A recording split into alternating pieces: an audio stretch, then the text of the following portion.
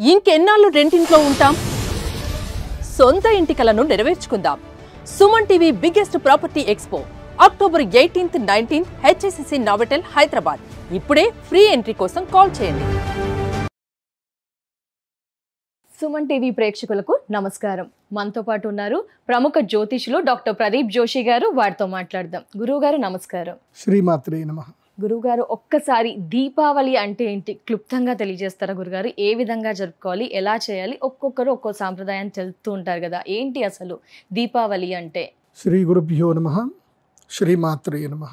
నారాయణాయ పరిపూర్ణ గుణార్ణవాయ విశ్వోదయ స్థితిలయో నియతిప్రదాయ జ్ఞానప్రదాయ విబుధా సురసౌఖ్య దుఃఖ సత్కారణాయ వితతాయ నమో నమస్తే. శ్రీమాత్రే నమః. దీపావళి ముఖ్యంగా మన భారతదేశంలో ప్రతి ఒక్కరి ఇంట, అంటే సౌత్ నార్త్ తేడా లేకుండా ప్రతి ఒక్కరి ఇంట్లో జరుపుకునే పండుగ దీపావళి. మనం సౌత్లో సంక్రాంతి ఎక్కువ గ్రాండ్గా చేసుకుంటాం, కానీ నార్త్లో చెయ్యరు. సో నార్త్లో కొన్ని పండుగలు గ్రాండ్గా చేస్తారు, సౌత్లో ఎక్కువగా చెయ్యరు. యావత్ ప్రపంచమంతా కూడా హిందువులందరూ కూడా చేసుకునేటువంటి పండుగలు రెండు, ప్రధానమైన పండుగలు రెండు, దసరా, దీపావళి. ఇవి ఎక్కడ కూడా మార్పేముండవు, ఎక్కడైనా ఇవి చేసుకుంటూనే ఉంటారు తప్పకుండా. అయితే దీపావళి పండుగ అనేసరికి కొంతమందికి ఏంటంటే ఇది కేవలం టపాసులు కాల్చే పండుగ అని మాత్రమే అనుకుంటారు. ఎందుకోసం అంటే మన బ్రెయిన్, మన యొక్క నాలెడ్జ్ అక్కడి వరకే లిమిట్ అయ్యి ఉంటుంది. మనం ఏం కొత్తగా తెలుసుకోవడానికి ట్రై చేయం. మనం తెలుసుకోవడానికి ట్రై చేస్తే అన్నీ బాగుంటాయి. కాకపోతే ఏంటంటే ఏం తెలుసుకోకుండా ఆ దీపావళి అనేసరికి టపాసులు కాల్చారు. ఎందుకోసం అంటే మనం చిన్నప్పుడు టపాసులు కాల్చాం కాబట్టి. దీపావళి పండుగ అంటే ఇది కాంతుల పండుగ, వెలుగులు చిమ్మేటువంటి పండుగ, సెలబ్రేషన్ చేసుకునేటువంటి పండుగ.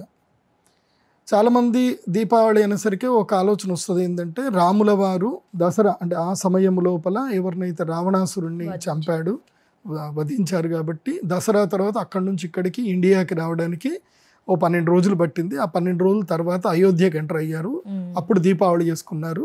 కాబట్టి ఇది దీపావళి పండుగ అక్కడికి స్టార్ట్ అయింది అనుకుంటారు. అది కూడా రాంగే.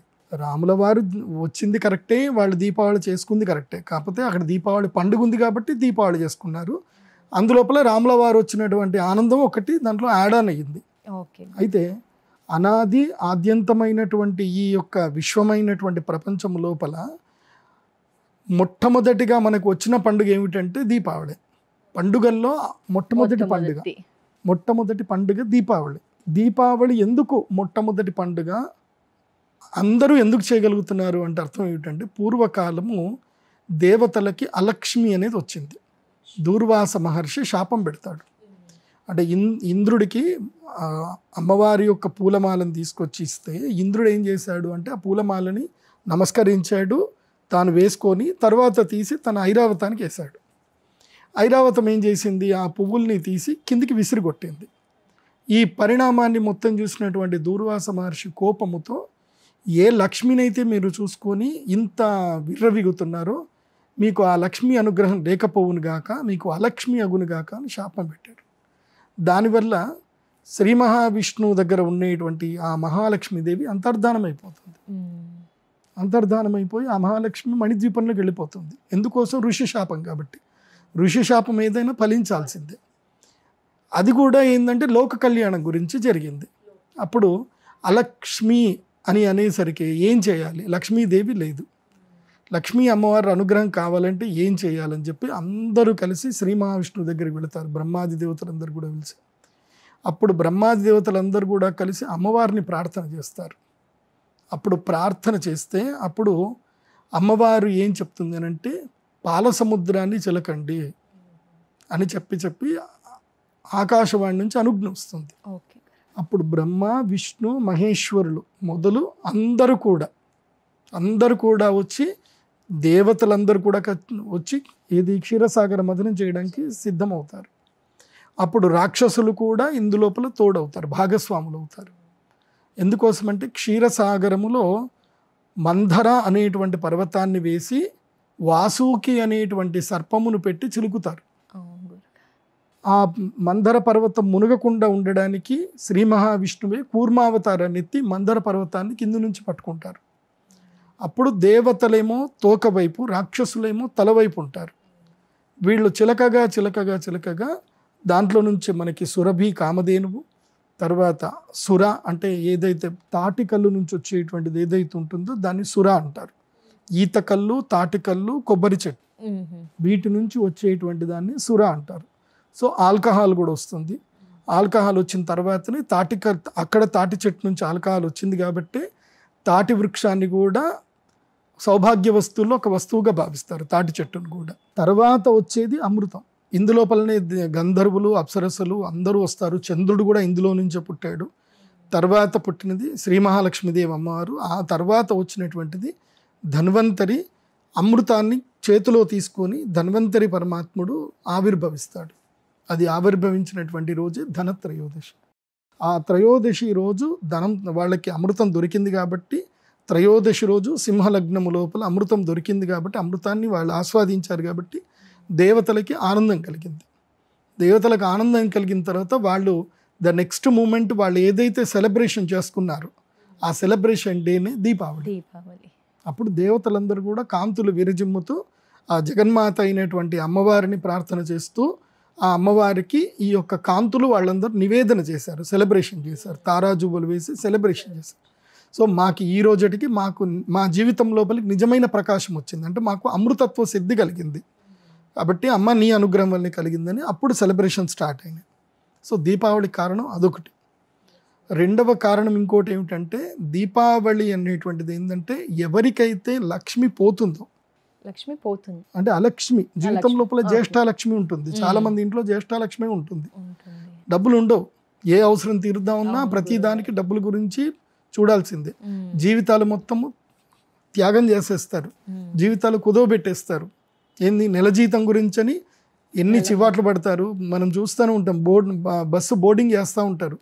మాక్సిమం రోజుకి వాళ్ళకి 1000-2000 శాలరీ వస్తుంది రోజుకి. ఆ ఒక్క రోజు 2000-3000 గురించి జీవితాన్ని పణంగా పెట్టి బస్సుల్లో, ట్రైనుల్లో మనం చూస్తూ ఉంటాం. ఫుట్ బోర్డింగ్ చేసి వెళ్తూ ఉంటారు. లైఫ్ చేతిలో ఉండదు, హడావిడిగా పరిగెడుతూ ఉంటారు, పోతూ ఉంటారు. ఎందుకు ఇదంతా? డబ్బు కోసం. జీవితం ముందుకెళ్ళాలంటే డబ్బు. ఇది కలికాలం. కలి సృష్టించింది ఏంటంటే ధనం. ఈ ధనము మునుపు ఏ యుగంలో లేదు. కృతయుగంలో కానీ, త్రేతాయుగంలో కానీ, ద్వాపర యుగంలో కానీ ధనం అనేది లేదు. ఈ కలియుగంలో వచ్చిందే ధనం. కలి సృష్టించిందే ధనం. సో కలి ఏదైతే సృష్టించాడో అదే ధనం. కలి యొక్క నెక్స్ట్ సృష్టి ఏంటో తెలుసా? Bitcoin, crypto currency. రేపు ఫ్యూచర్లో ఒక యుద్ధం ఏదైనా జరిగిందంటే అది క్రిప్టో కరెన్సీ వల్లనే యుద్ధం జరుగుతుంది. ఇప్పుడు క్రిప్టో ఏ దేశం అయితే క్రిప్టోని యాక్సెప్ట్ చేసిందో ఆ దేశాలు విపరీతమైన ధనాన్ని పోగు చేసుకుంటున్నాయి. మీరు అది చూస్తే మీకు తెలుస్తుంది. 2008కి బిఫోర్ దుబాయ్ అనేటువంటి కంట్రీ పెద్దగా ఫేమస్ కాదు. ఎప్పుడైతే క్రిప్టో స్టార్ట్ అయిందో, బిట్కాయిన్ స్టార్ట్ అయిందో, వాళ్ళు యాక్సెప్ట్ చేయడం స్టార్ట్ చేశారు బిట్కాయిన్. దెన్ 2008 నుంచి ఇప్పటికి కనుక చూస్తే 20 ఏళ్లలో మొత్తం దుబాయ్ కంప్లీట్గా ట్రాన్స్ఫర్మేషన్ అయిపోయింది. మీరు దుబాయ్కి వెళ్ళిపోండి ఇండియా నుంచి, అక్కడ వెళ్ళి మీరు అకౌంట్ ఓపెన్ చేసుకోవచ్చు, క్రిప్టో కరెన్సీ మీరు ట్రేడింగ్ చేయొచ్చు, అక్కడ సంపాదించుకోవచ్చు. అక్కడ ఒక సంవత్సరం పాటు ఉండి మీరు ఒక 100 కోట్లు సంపాదించుకొని ఆ 100 కోట్లు డైరెక్ట్గా ఇండియాకి మీరు తెచ్చుకోవచ్చు, వితౌట్ ఆ కంట్రీకి ట్యాక్స్ కట్టకుండా తెచ్చుకోవచ్చు.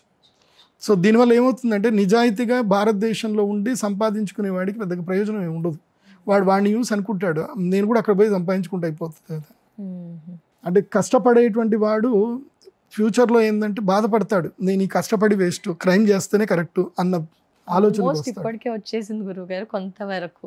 సో క్రైమ్ చేయడం కరెక్ట్ అన్న భావనకు వస్తారు. అదే కలి ప్రభావం. ఆ కలి ప్రభావం మన మీద పడకూడదు. మనకి నిజమైన లక్ష్మీ అనుగ్రహం సిద్ధించాలి. ధనం లక్ష్మీ అనుగ్రహం అనుకుంటారు అందరూ. ధనము లక్ష్మీ అనుగ్రహమే. ధనం అంటే ఏమిటి అంటే మనల్ని ఆనందపరిచేది, మన యొక్క జీవితంలో ఆరోగ్యాన్ని సుస్థిరపరిచేది, మన కుటుంబాన్ని సుస్థిరపరిచేది, అది ధనం. మనల్ని అలజడిపరిచేది, మనకి అనారోగ్యాన్ని ఇచ్చేది, మనల్ని సుఖాల వైపు పంపించేది అది ధనం కాదు. అది ధనం కాదు. మనకి ఏదైతే జ్ఞానము మోక్షము సిద్ధింపజేస్తుందో అది మనకు ధనం. మిగతాది ఏది కూడా ధనం కింద లెక్క రాదు. అది లక్ష్మీ అనుగ్రహం కింద అసలు రాదు. అది ఫస్ట్ మీరు గుర్తుపెట్టుకోండి. మీకు దైవ ధ్యానం ఉంది, మీకు దైవ భక్తి ఉంది, ప్రశాంతమైన మనస్తత్వం ఉంది, ఇంట్లో ప్రశాంతత ఉంది, గొడవలు లేవు, కుటుంబ కలహాలు లేవు, మీ పనివాడు మీకు చెప్పినట్టు వింటున్నాడు, మీకు కంటిన్యూగా ధర్మ ప్రకారంగా ధర్మబద్ధంగా చక్కగా మీకు మంచి లాభాలు వస్తున్నాయి, మిమ్మల్ని ఎవరు మోసం చేయట్లేదు, మీరు ఎక్కడ మోసపోవట్లేదు, రాత్రి హాయిగా కడుపు నిండా తిని కంటి నిండా నిద్రపోతున్నారు అంటే మీకు లక్ష్మీ అనుగ్రహం ఉన్నట్టే. మీకు ఎంత సంపద ఉందని కాదు, లక్ష్మీ అనుగ్రహం అంటే ఇదే. పిల్లలు ఆరోగ్యంగా ఉండడం, భార్య ఆరోగ్యంగా ఉండడం, భర్త ఆరోగ్యంగా ఉండడం, భార్యాభర్తలు ఇద్దరు అన్యోన్యంగా ఉండడము, ఇంట్లో పిల్లలు చెప్పిన మాట వినడం, వాళ్ళు ఆరోగ్యంగా ఉండడము, వాళ్ళు అనువంశికంగా వస్తున్న ఆచారాలను పాటించడము, తమ తాతని తండ్రిని గౌరవించడము, వాళ్ళకి వృద్ధాప్యంలో వాళ్ళని చూసుకోవడము, ఇదే నిజమైన ధనం, ఇదే నిజమైన సిరి, ఇదే లక్ష్మీ అనుగ్రహం. ఇది లేదనుకో అది లక్ష్మీ అనుగ్రహం కాదు, కేవలం సంపద ఉంది అంటే సంపద ఉంది అని మాత్రం, కానీ ఇవేవి లేకపోతే అది కాదు. నేను చూస్తున్నాను, ఎంతోమంది చూస్తున్నాను. ఒక పెద్ద పారిశ్రామికవేత్త, ఆయన వాళ్ళ ఇంటికి నేను వెళ్ళాను. ఆయన జీవితం వేరు, ఆయన భార్య జీవితం వేరు. ఆయన కళ్ళ ముందే ఆయన భార్య కారు ఎక్కేసి పబ్బుకి వెళ్తుంది, ఆయన ఇంట్లో కూర్చొని పూజలు చేసుకుంటున్నాడు. ఏం ప్రయోజనం? అటు పబ్బులో ఆమె తిరుగుతూ ఉంది, ఆమె పబ్బులు గిబ్బులు అన్నీ తిరుగుతూ ఉంటుంది, ఈయన ఇక్కడ చేస్తున్నారు. అండర్స్టాండింగ్ ఏం లేదు.